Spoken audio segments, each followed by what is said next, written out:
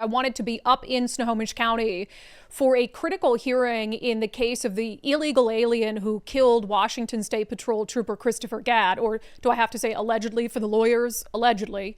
Killed him, plowed into the back of him at more than 100 miles an hour while allegedly high and drunk. So we were concerned about this. We talked about it on the show last week. On the eve of what was supposed to be the start of jury selection in the trial, the defense filed a motion for the case to be thrown out. And that's not unusual, right? Defense's attorneys are going to do their job and they'll find any little reason to have a case thrown out. But what was interesting, concerning about this motion in particular is a couple things. It had to do with the state's sanctuary policies. And look, I'm going to get to some clips from court. Everything that happened in court, the outcome is good. Okay, I don't want to belabor it and leave you waiting. I'll play a little thing from the judge. The judge refused to throw out the case. Here's a clip. Misconduct alone is not enough. The defense also has to establish prejudice. And the specific misconduct that occurred with regard to the communication between the prosecutor's employee and the ICE agent, I don't see how that in and of itself created any prejudice to the defendant. I am denying the defense motion to dismiss also under CR 8.3C. Yeah, so let me get that out of the way so I can rant and rave about the lunacy that was involved in this. So the case is moving forward this week. There'll be jury selection unless they reach some sort of plea, which can often happen in cases like this one where the evidence is so cut and dry. So if you remember the show last week, but for those who aren't familiar, basically the defense argued that the prosecutors colluded with ICE. So it's a sanctuary state, which means law enforcement and really state agencies can't have any sort of information sharing with ICE on immigration-related issues. And what the defense found out through their process of preparing for trial is that, and this did happen, a staff member in the prosecutor's office had emailed ICE because they were understandably concerned that Raul Benitez Santana was going to be released on a low bail. And so it was basically like, hey, are you guys thinking about detaining him? Because they're concerned this guy's going to get released back into the community. In any state that's not a sanctuary state, that would be a no-brainer thing. That would be the first freaking thing you did.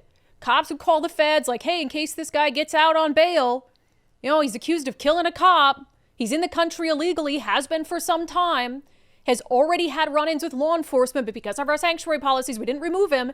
Any sane, rationally thinking person would want this individual held really by any means necessary and legal, of course. And so that wouldn't be a problem. But just the fact that in our state laws around these things are so dumb that we had to drag everyone into court this morning. Fellow troopers were there. I believe I saw some family members of Trooper Gadd there. The media is all there. So you can have a 2.5-hour hearing about the merits of dismissing a case because prosecutors contacted ICE about an illegal Mexican national accused of killing a cop. What a clown show. And again, the judge in this case made the right ruling clearly. And I thought this should have taken 10 minutes. I thought we got there at 9 a.m. I thought we should have been in and out. No, we're not dismissing an entire case because you're mad that prosecutors emailed ICE. The judge took a long time to hear arguments again, despite the fact that she had read written briefs, and then took a break and then took a long time in delivering her ruling. And I give her credit for that because I think she senses in this state the political nature of what's happening and at the federal level and the anti-Trump. So I think she wanted to show, hey, I'm taking this seriously and I'm going to judge everything in this case off the merits and careful consideration analysis. So I give Judge Karen Moore a lot of credit for that. I'm not blaming her for this hearing taking 2.5 hours, but it is indicative of how asinine our laws are, that you have to have a 2.5-hour hearing because it's actually against the law for prosecutors to collude with ICE to keep a cop killer behind bars. It's so nuts. And I want to play a few things because this trial is going to get a lot of publicity in the coming days, not just locally, but nationally as well. There's already been a lot of national stories on this, of course, because we're in the middle of this whole conversation around sanctuary policies and illegal immigration. And Raul Benitez Santana shouldn't even have been in the country. I mean, he came in illegally. There were multiple opportunities to deport him if we weren't a sanctuary state. He shouldn't have been here, and Christopher Gadd should be alive today. So that's one of the key reasons why this is getting so much attention. So it's going to be in the news a lot. So I want you guys to know everything that's sort of happened and led up to it. The defense team, public defenders for this illegal alien, and look, defense attorneys have a job to do. I actually was sitting in there and I was like, good for you. And I know that sounds weird, but these are public defenders who are not phoning it in. They were like, I am going to try so hard to get this case dismissed, which that's a defense attorney's job. So I really don't fault them for that. But I think what we saw today is a precursor to their trial strategy, if this goes that far, because they're making this all about race. Their argument, I kid you not, in trying to get this dismissed, and in what we heard from them today, is this illegal alien, it's impossible to give him a fair trial in the state of Washington. So we should just let him go. That's basically what they're arguing. Is that, so I'll play their key argument that they made about, they think it was like government misconduct that was so severe, it strips their defendant of his constitutional rights. The fact that someone at the prosecutor's office sent a few emails to ICE. Here's their main argument. The state has had a long-standing practice of contacting ICE and communicating with ICE about criminal cases prior to the Keep Washington Working Act's enactment in 2019.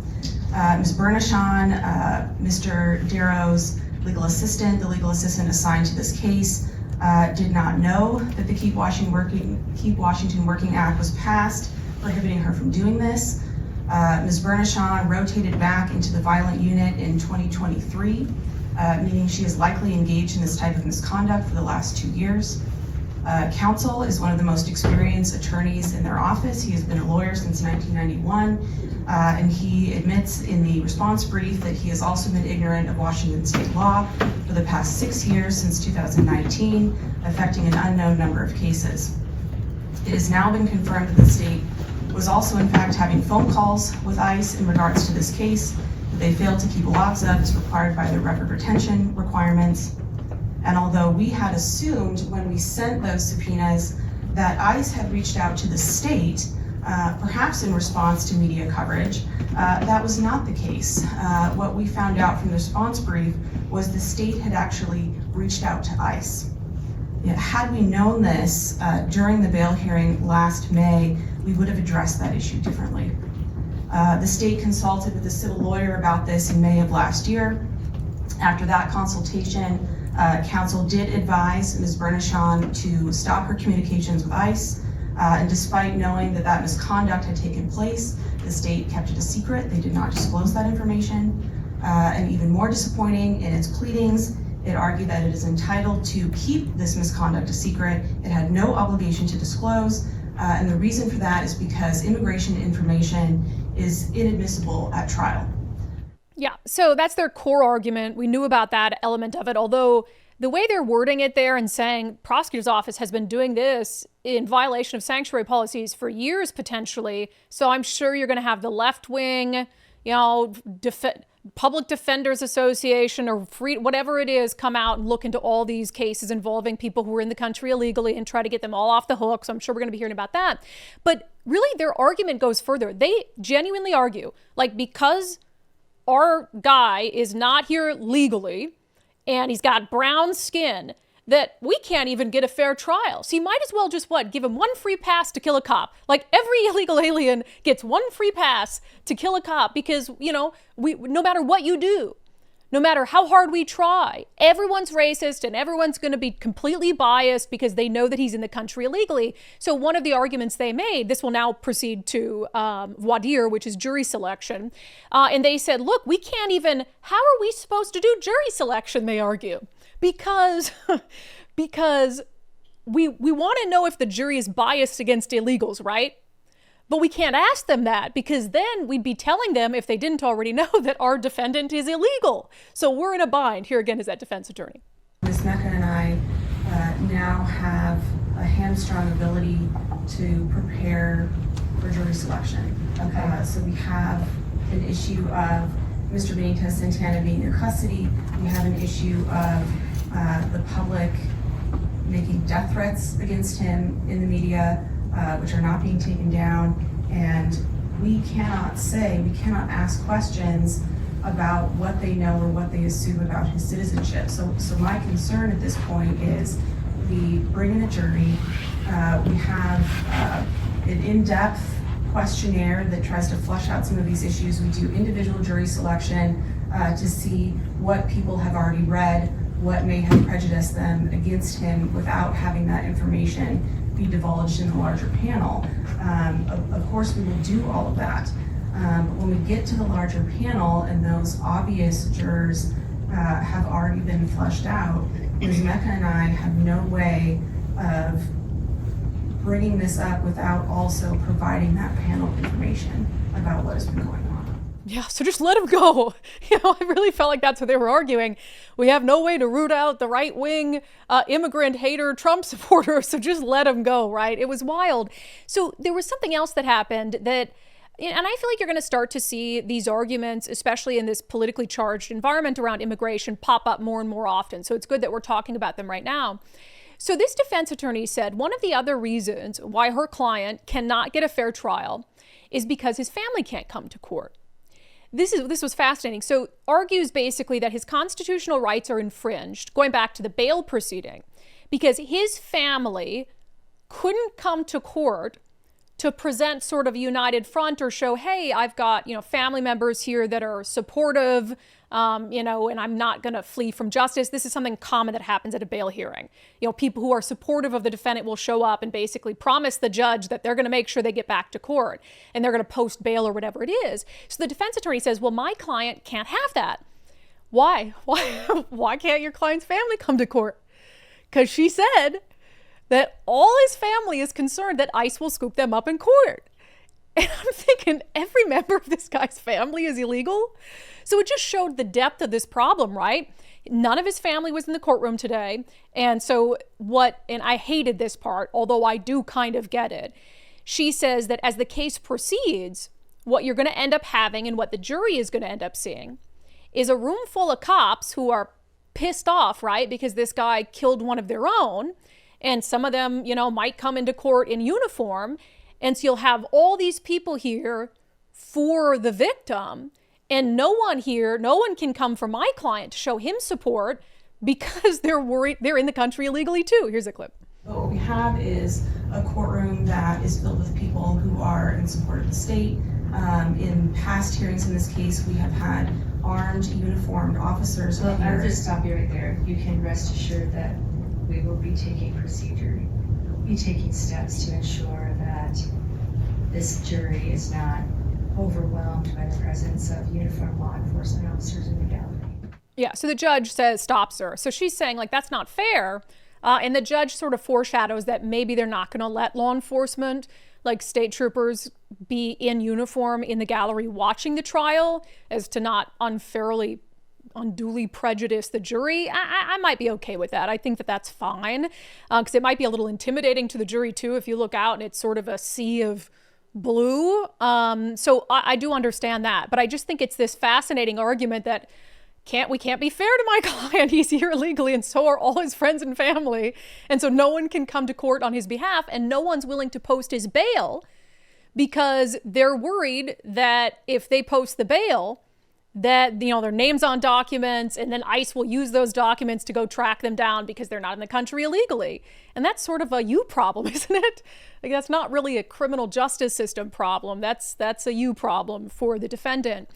We also got a preview today, really quickly before I move on, of I think what the defense strategy is going to be. And I was sort of surprised she talked about it because, you kind of want to keep that to yourself so you can use it as a strategy at trial. But she is going to argue that the whole investigation into the murder of Trooper Christopher Gadd was botched because it was a rush job, basically, you know, cases like this for other people, when it's not an illegal alien involved or when it's not a member of law enforcement involved, you know, they kind of take their sweet time. But in this case, you know, they wanted a rush job on the toxicology. They wanted all these things, charges to come really, really quickly. And that's, you know, it's nonsense. Of course, this is more high profile. A trooper was killed. And so that is, I think, what the defense is going to say. But all around, you know, I'm glad we went this morning. It's a good ruling. I'm glad the case is going to proceed. I am sure they're going to have a difficult time with jury selection because this case has gotten so much attention, which the judge pointed out to the defense.